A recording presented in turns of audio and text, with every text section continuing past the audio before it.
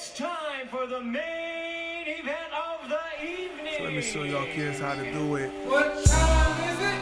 Showtime. Yeah. Shawn Porter. Yo, what's up? This is Royce the 5'9" representing Detroit. You know what I come here to do. Royce the 5'9", live from the top. I think maybe more than anybody else in the world, I probably wanted this fight. Yeah. So if you ain't got your energy, get off this Brought to podcast. you by Shawn Porter Promotions. Welcome back for round 2 of Shawn, Royce, and Tom Uncut. This is Tom on Edge, Tom Frank. We got Royce the 5'9". That's me. We got the man, Shawn Porter, who we are documenting his entire lead up to his big championship fight on November 20th against Terence Crawford in Las Vegas, Nevada. Well, I'm fresh off ESPN. I was gonna say you're looking sharp. You're looking sharp tonight. Yeah, Health. I'm doing the best I can to just manage everything at this point. And I think I feel like I've done a really good job. But tonight they had me go on ESPN and just more promo for the fight. And I was like, I can't go on there in a suit because then people are gonna feel like he's wearing the suits now and he's doing TV now. He's just fighting the fight, you know what I mean? So I really want everybody to know that I'm very serious about what I'm about to do, and that entails me not wearing any suits for a little while. So, So you're very conscious of what you're wearing. You went to a press conference without a shirt. You went to ESPN with looking sharp in this red coat here. it's very weird, but I'm very conscious of like practically everything that I do. And I give you a quick story.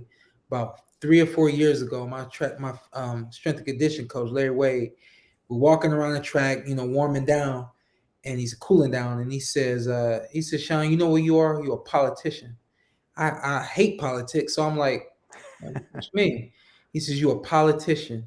He says, you know exactly what to say every time you're on the microphone, exactly what to say. Doesn't matter who's around.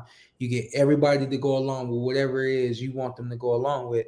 And the conversation wasn't about him commending me. It was about him letting me know, like, getting me on my shit.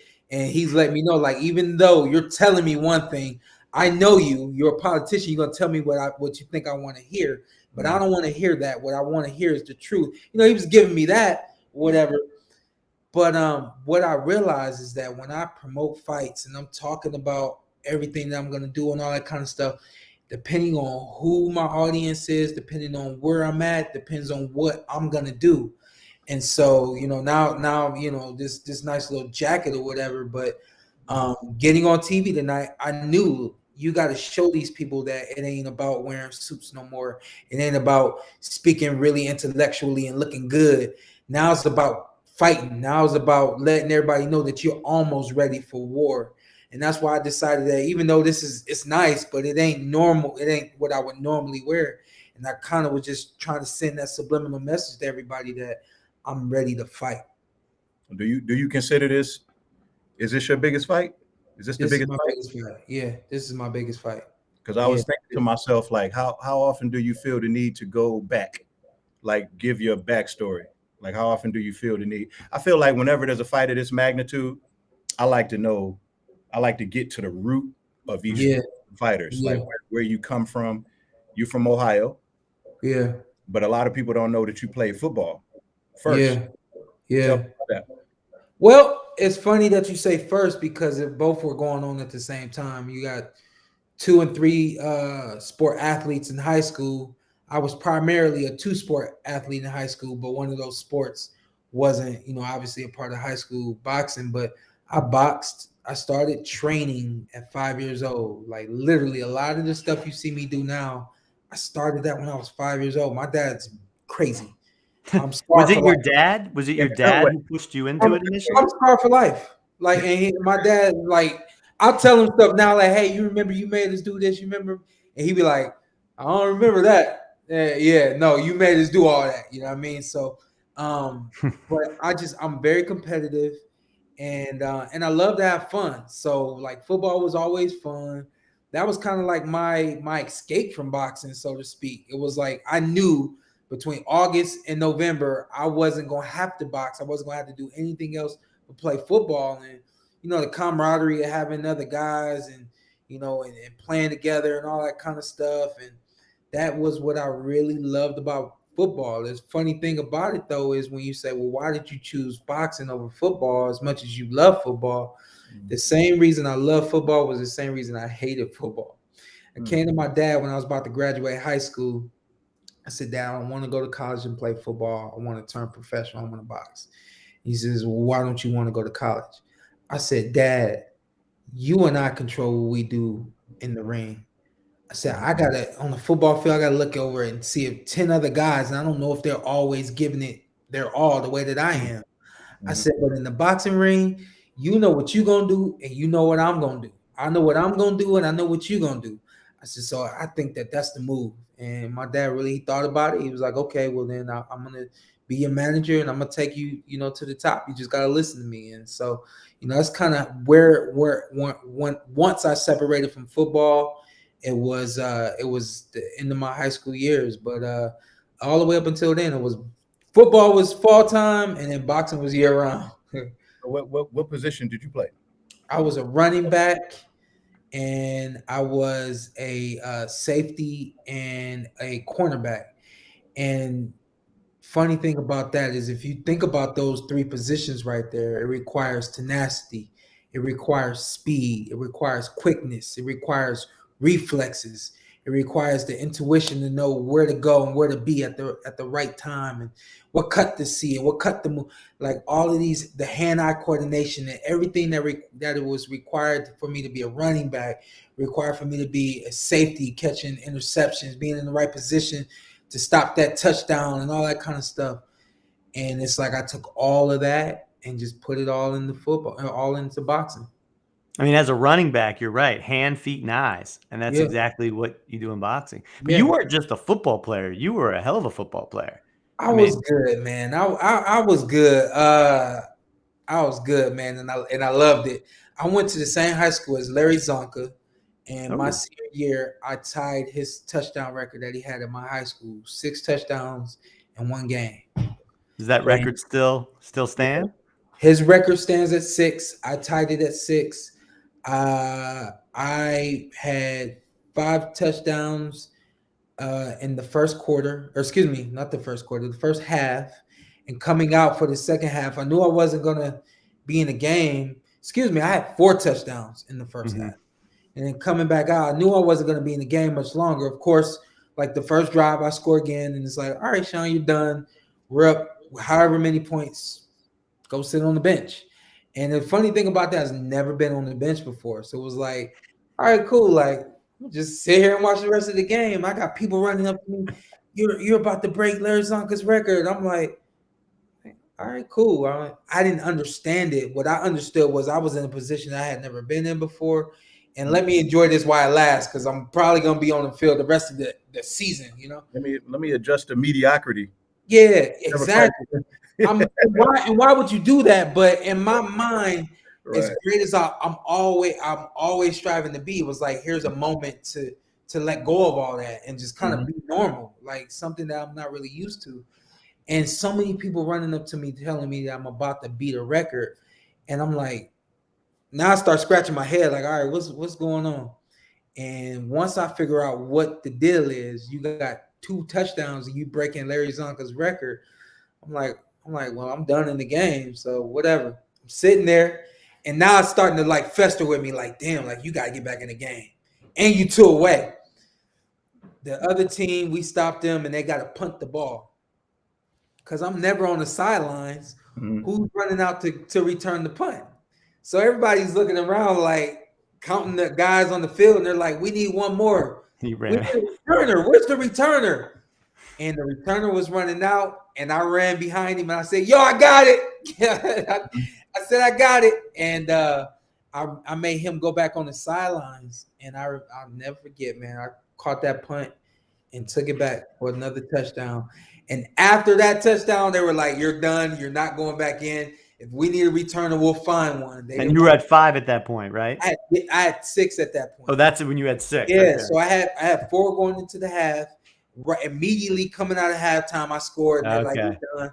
I'm like, all right, cool. And then once I found out that there was a record that could be broken, I'm like doing everything I could to get there. So What was it like? Was it just that you were so fast? Was it they couldn't tackle you? You too strong? Like how do yeah, you? I'm not even gonna front on it. This wasn't a top tier team that we were playing. This team was like on the lower side of the schedule.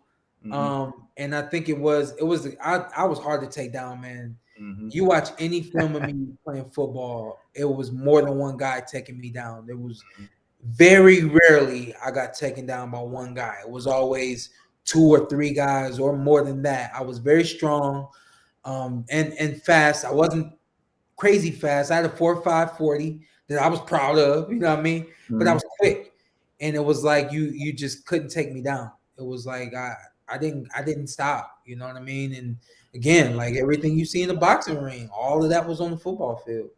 And you were probably underestimated because you weren't really tall. So you came in there and people were like, this guy, and then boom, through the hole, and before they knew it, you were scoring a touchdown. When I was a freshman, I was one of the smaller guys, but I made it known that I could run the ball as a freshman. So as a freshman, the varsity was like, okay, next year he's gonna be the guy. And sure enough, my sophomore year, my junior year, my senior year, I was the guy. But opposing teams, of course, you watching film, so you're like, hey, unfortunately, we only got one guy to worry about, number 2. We stopped number 2, and the rest is we got this. Yeah. And so, a lot of times, of course, teams are like, hey, pinpoint on 2, figure out where he's gonna be and get him, And man, I was good. Even though you knew I was getting the ball, I still was always 2 steps ahead of you. So after high school, you decide not to follow your football dream and you dive into boxing. Yeah. How do you even go about starting? Like, how did you start your career? Well, again, I started at 8 years old, so Okay. You had been fighting. You had been competing this whole time, right? I did it all. Yeah, I did it all. There were. So here's one thing that a lot of people don't know. So sometimes when a boxer does not graduate high school, it's not because that boxer wasn't intelligent. It's not because that boxer didn't apply himself. We go on a lot of trips. They try to prepare us for the Olympic Games, and that starts when you're 15, 16 years old. So through the course of an entire year, I would miss a couple of weeks here and there for going on trips and representing the United States on multiple like world teams and stuff like that. So the first time I got to travel outside of the country, I think I was 16 years old.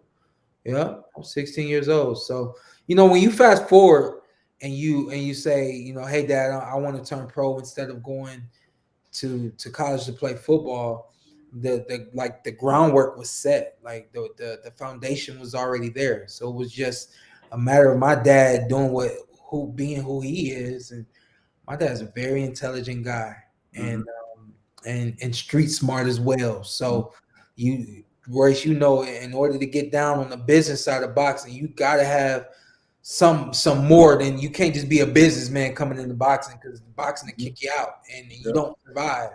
You got to have this mean streak. You got to have this the quick wittiness that my dad has, and a lot of other guys that have been able to survive. And so my dad, he figured out this recipe, man, and we went for it. And when I told him I wanted to turn pro, and he said, okay, like, we did not turn back. We didn't look back. There was no second conversation about me going to college. There was no, are you sure? Anything. We knew. My dad said that. He says, you never given your entire life to boxing. And he said this. He says, watch what happens when you go from not giving it your all to giving it your all. He says you're gonna make it, because look how far you've come without giving it your all. And that's exactly what happened. Yeah, it's like the universe opens up.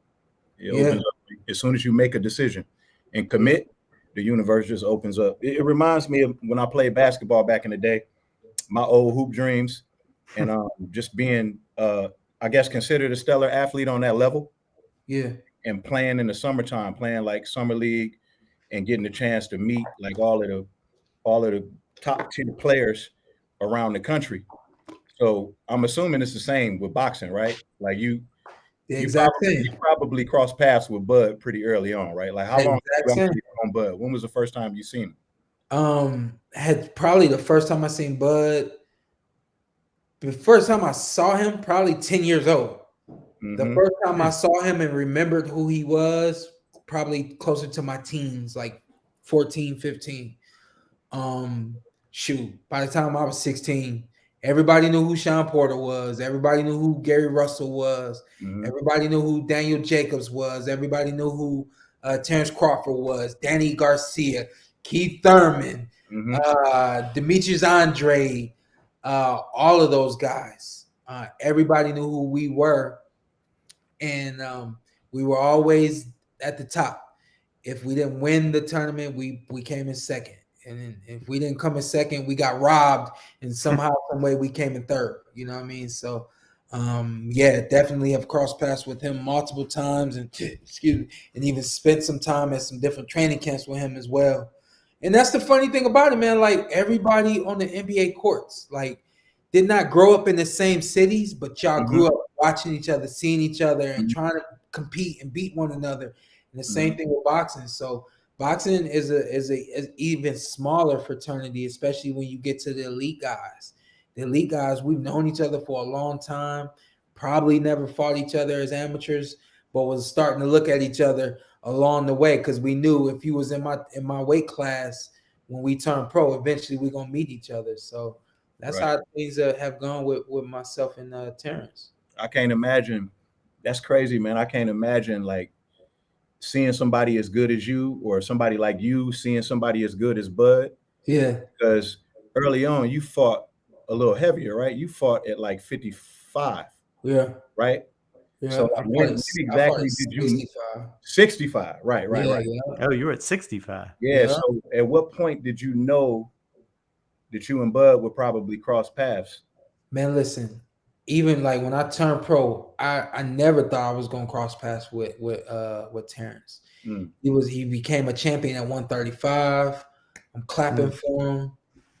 He became a champion even when he became a champion at 140. Even when he got to 40, I was an even bigger boxing fan of his, because that's when I really started to pay attention to what's going on more in the sport and not just my life. And I'm like, let me find out who else is out there, and of course, you expect Terence to get there.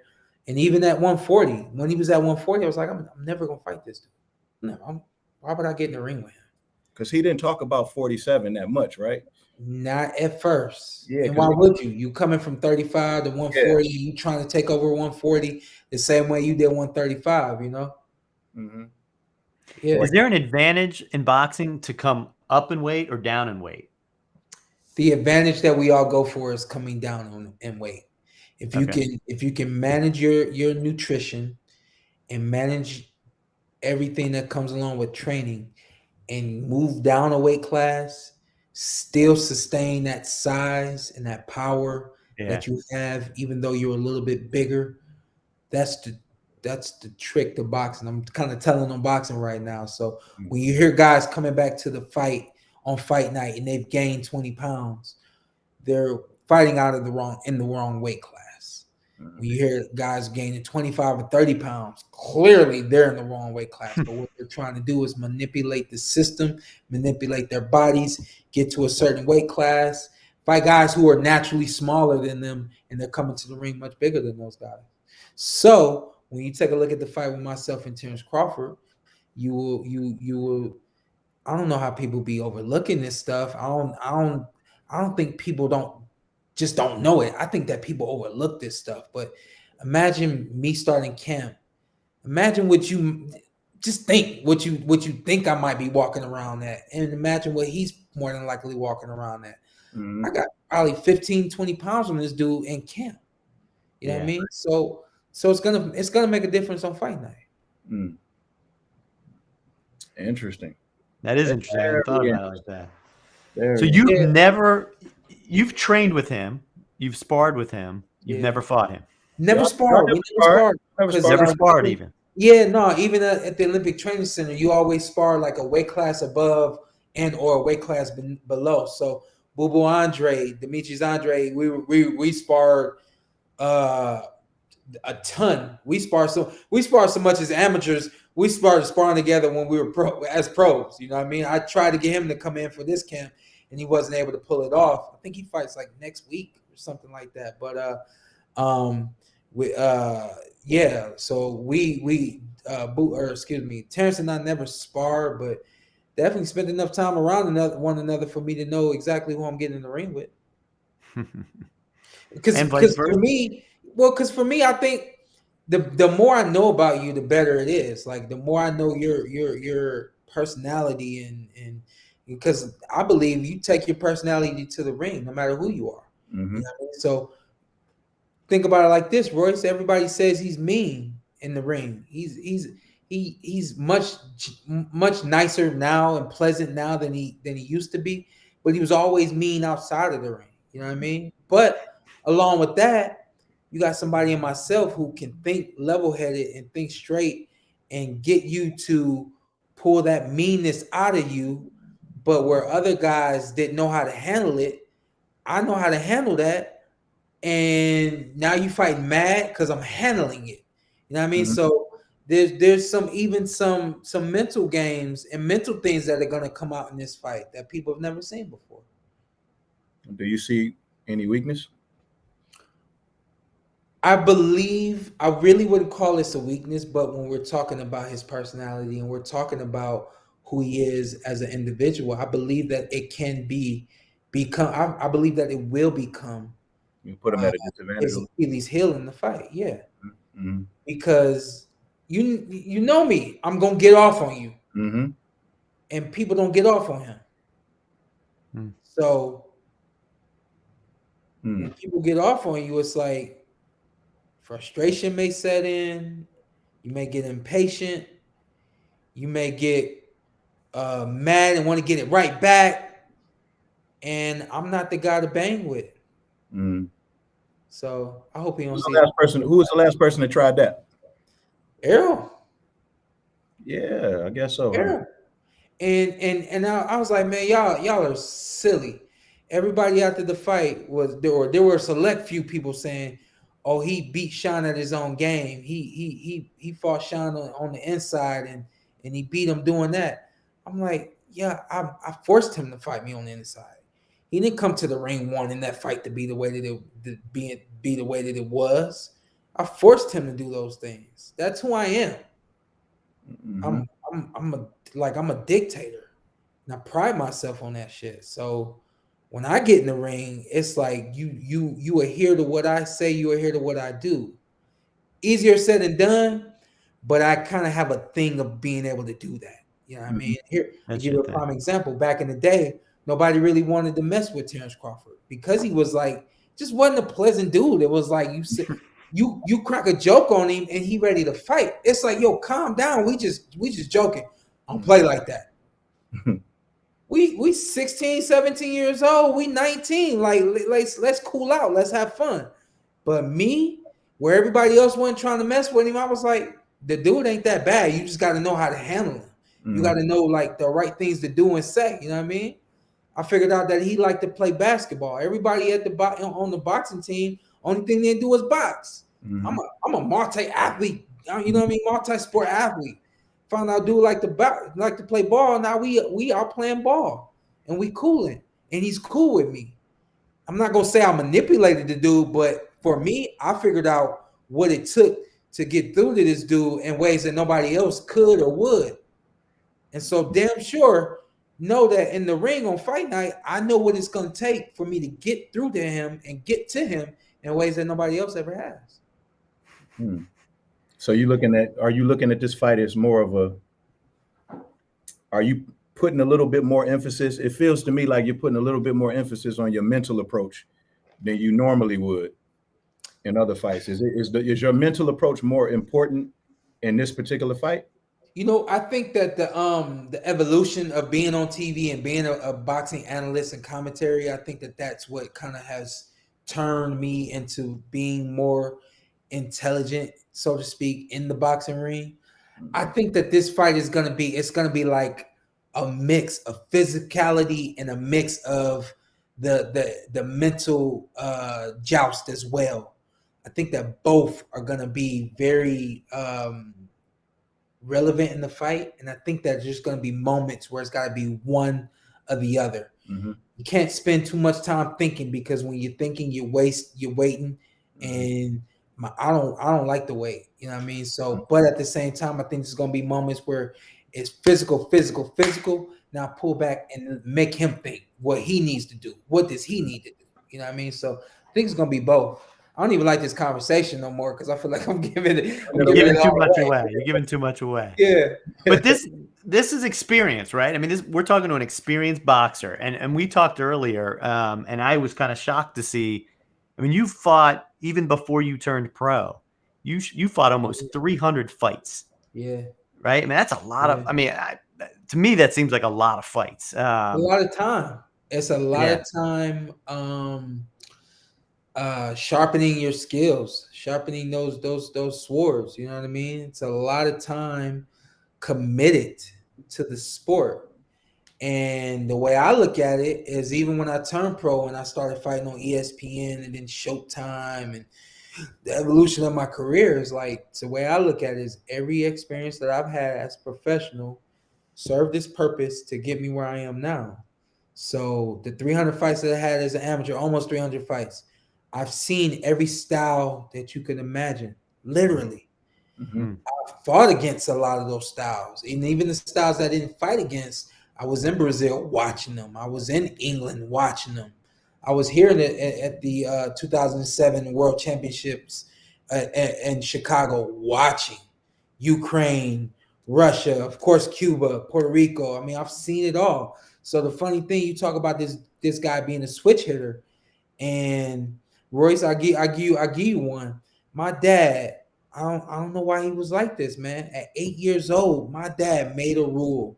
He said the rule is, whenever a guy switch, you jump on him. And at 8 years old, nobody's really switching like that. You don't see nobody switching until you were like in your teens, or you know, in your 20s. And so my dad created this foundation that I have, the experiences that I've had, all the way to this point right now. I'm a dangerous dude, and it's cool to be overlooked, because that works to my. I think that's gonna work to my advantage. Yeah, I don't think Terence is overlooking me, but when you got so many people chirping, and they're not chirping everything that I'm saying right now, they chirping everything that's positive for you, and you got this champion. You know, he ain't faster than you, he ain't stronger than you, and all of that repetition of hearing that. You're gonna overlook something, or you're not gonna be expecting something. That's a good way to look at it, man. Definitely I applied everything that you just said to my own career, man. Like, I think the older we get, the more that we realize we work smarter, not harder. Absolutely. You know, you remember when Michael Jordan, when he switched his number to 45? Yeah.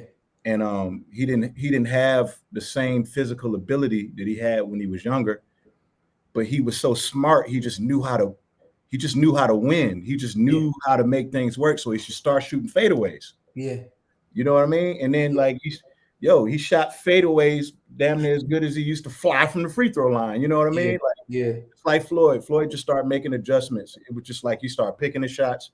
He started focusing on just accuracy. He stopped throwing a whole bunch of combinations. He stopped banging with people. He started being conscious of his hands, conscious of wanting to leave with this. Just went in with his smarts instead of just, what he was gifted with. You know what I mean? So I think I feel like that's what you're doing now. And the reason why this fight is going to be so crazy is I feel like Bud is kind of doing the same thing. And I think that he sees you for what you are. Yeah. Just following you guys and hearing him say stuff like, no, we're not friends while we fighting. We can't be friends till after the fight. I feel like he's putting a lot of emphasis on mental approach as well. You know what I mean? I don't think he's going to allow people to get into his head and make him believe that you any type of pushover. I can tell by the way that Tim Bradley is talking about the fight, and that's his boy. It's like y'all can think that Shawn ain't Shawn if y'all want to. And like this is a 50-50 fight, and if he's saying it, that shit should be law. Who knows him better than Tim? Tim been in there with him. When people probably pay attention, you know what I'm saying? Yeah, Tim was his sparring partner early on. Well, excuse me, he was Tim's sparring partner early on. Yeah, He said that he was like, after they were finished, he was like, "Yo, man, what's your situation, man? You ain't no sparring partner, man. You a world champion." yep, I can only yep. imagine how that sparring session must have went for him to Man, say that. had to be electric. I had some crazy sparring sessions with Manny Pacquiao, and the first time we worked with Manny, I think it was like 2011, and it was before he fought Miguel Cotto, and it was an amazing experience. And then they signed to fight Shane Mosley, and they called us to come in again for camp. And of course, we obliged. We wanted to get the experience. We wanted to get the exposure. We wanted to, be with some greatness, and of course get paid. We came back from the Philippines the second time, getting Manny ready for Shane Mosley, and when we were getting off the plane, swear to God, we touched down. We're getting off the plane. Before we get up, my dad, he looks over at me. He says, "This is the last one. This is your last camp as a sparring partner." He said, "After this, we're gonna finish." He said, "We'll finish up. We're not gonna leave the camp. I know that you like Manny. I know that you want to be there for him." He said, "But people are gonna be saying that you're his sparring partner. Don't let them say that to you when you do interviews. Nobody's sparring partner." He said, "And when this is all done, we're gonna do our own thing." And I tell you what, man, my dad says so much to me over the years that I never understand and understood in the moment. And slowly but surely, you having more experiences. It's like you could put yourself back in that seat at the airport, and now you where my dad was. Now you're understanding why he said everything that he said and did it the way that he did it, and he made it clear like we're nobody's sparring partner. We're better than that, and we're gonna do things for ourselves now. And I think what a year or two after that, I became world champion. Are there guys who fall into that trap so that they end up becoming so and so's sparring partner, and that Yeah, is the no, problem? it happens. It happens. Yeah. You get guys who are half and half fighters. You get fighters who, don't really have what it takes to become a world champion, but we call them gym fighters. And the gym fighter is somebody who really performs very well in the gym, but then they go to the ring on fight night, and it's like, dude, like, what are you doing? This is not what we seen you do at the gym, and Yeah. kind of how it goes. Some people can't handle it all. You know what I mean? It's like that And in that's music. It's it's a like that great in music. part about I this was gonna fight. say music's probably similar. Yeah, it's like that in music. Like some people they don't walk in it what they are. They like because artists don't realize that people have a hard time walking and chewing gum at the same time. Like they see you how they see you. So sometimes perception can be a person's reality. You know what I mean? So if you don't walk in your greatness and you feel that you're great, but nobody's perceiving you as being great, then it may be some choices that you're making. Mm, You know what I mean? So it's always good to have somebody standing outside of these situations like your dad, Sean. They can look yeah, at it and see it from a different viewpoint. yeah, Same as him being in the corner and you in there. Sometimes he can give you pointers based on he can't fight for you, but he can give you pointers based off of just somebody that's outside of it. yeah, Looking into it because we can't step outside of ourselves. yeah. I've I had spar, I no, go spar ahead. with I spar with Andre Darrell today, Yeah, and I do still got it. of course, Like, of course. yeah, like to say the least, we went 4 rounds, and then I went another 4 with someone else, and it was great session and everything, but my dad has been feeling like I haven't been listening to him and I haven't been doing everything that he's been asking me to do. Mm. And today, even though we only did 8 rounds today, normally we do much more than that. My dad's like, "Yo, give me some love, man. Today was a great day." I'm like, "Man, we did 8 rounds today. This ain't," but it was enough for my dad to see that things are coming together the way that he wants them to. You know what I mean? So again, when you got somebody on the outside that can give you a true assessment of yourself and keep it real, it only improves who you are and what you do in your sport, in your entertainment field. Mm-hmm. Who you got like that? You got anybody like that? You got somebody that? Yeah, I mean, I had a long time manager. We actually just parted ways. We still friends, but we met each other at the open mic. And the reason why we had synergy and the reason why we were able to coexist with each other in the business space for so long is because of how well we knew each other just as people. You know what I mean? So it's easier when you know somebody as a person to be able to predetermine what you feel the next step should be. Right. Sometimes just our ideas would just be in line with each other's. Yeah. You know, and I see that dynamic, and it's not the only dynamic. It's just one way to do it. You know what I mean? I see it working for a lot of people, like Cole and his manager. They went to college with each other.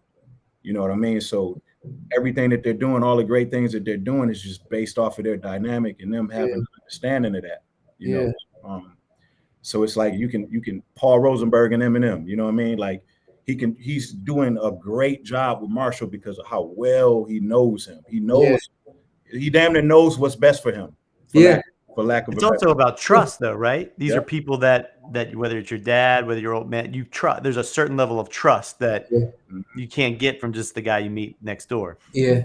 Even guys that come in and start working with my dad, they've seen everything that my dad has done. And even when they look beyond me, they've seen my dad at the Olympic trials and multiple world teams as well, and Olympic training center camps and all that kind of stuff. And so it's like they have trust that my dad's got the experience that it takes to coach them, no matter what it is that they are wanting to know or learn. They know that they can get the information from my dad because they've seen him put in the time. There's a level of trust there that it's hard to build. It takes time.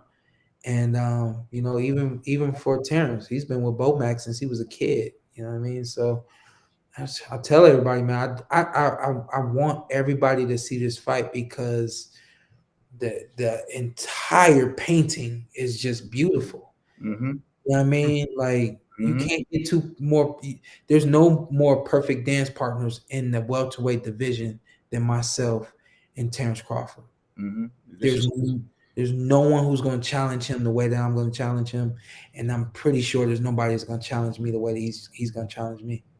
I think this is two of the most authentic fighters that's out there right now, going against each other. Like authenticity is like it's not a prerequisite. You know what I'm saying? Like authenticity is not a requirement like that. You know what I mean? So it's just like you guys are like not presenting an image to people. It's just you are who you are. Yeah. And it's like now we got those two things going at each other. You know what I mean? And I can't wait, man. Yeah.